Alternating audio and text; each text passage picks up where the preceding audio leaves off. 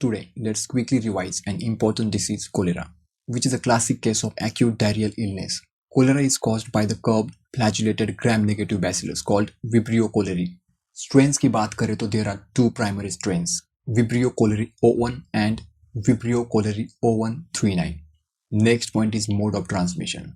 It is transmitted by faecal-oral route through contaminated water and food.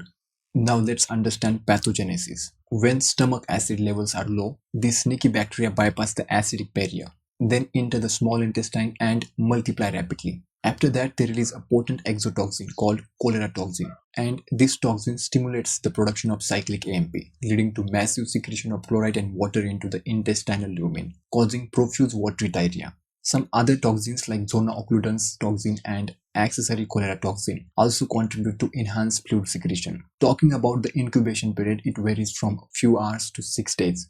Next point is clinical features. Most cholera patients experience only mild symptoms, making it tricky to distinguish from regular diarrhea based on clinical signs alone. In severe cases, there is a sudden onset of profuse painless diarrhea followed by vomiting. As cholera progresses, stools become watery and resemble rice water, often containing mucus plaques. Intense dehydration is seen with muscular cramps and oliguria. If fluid is not replaced, the features of hypovolemic shock can develop within hours.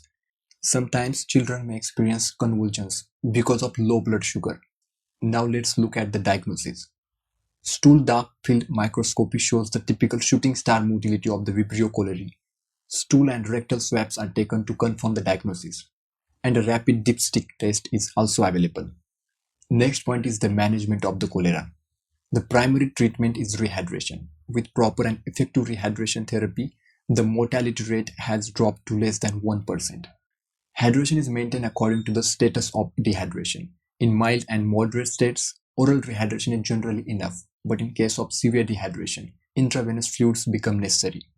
World Health Organization and UNICEF recommend the use of reduced osmolarity ORS with zinc supplementation for all types of diarrhea.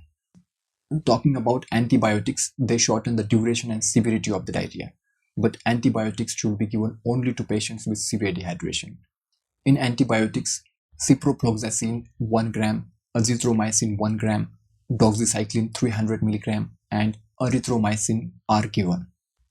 Now let's have a brief look at the complications of cholera. Shock and organ failure are seen in case of severe dehydration. Seizures are seen due to hypoglycemia. Acidosis can be seen due to bicarbonate loss. Acute kidney injury due to prolonged dehydration and hypotension. If the patient is left untreated, severe dehydration can lead to hypovolemic shock and which could be fatal condition. So that's it for today's lecture. If you found this video helpful, then don't forget to share your thoughts in the comment section. Take care and have a great day.